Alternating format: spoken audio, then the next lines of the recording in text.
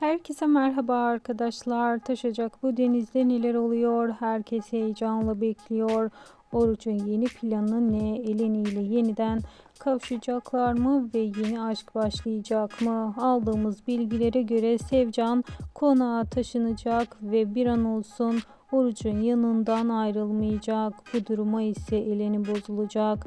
Eleni'nin vurulma iddiaları da var. Kesin bilgi almadığımız için şimdilik sizlerle paylaşmadık.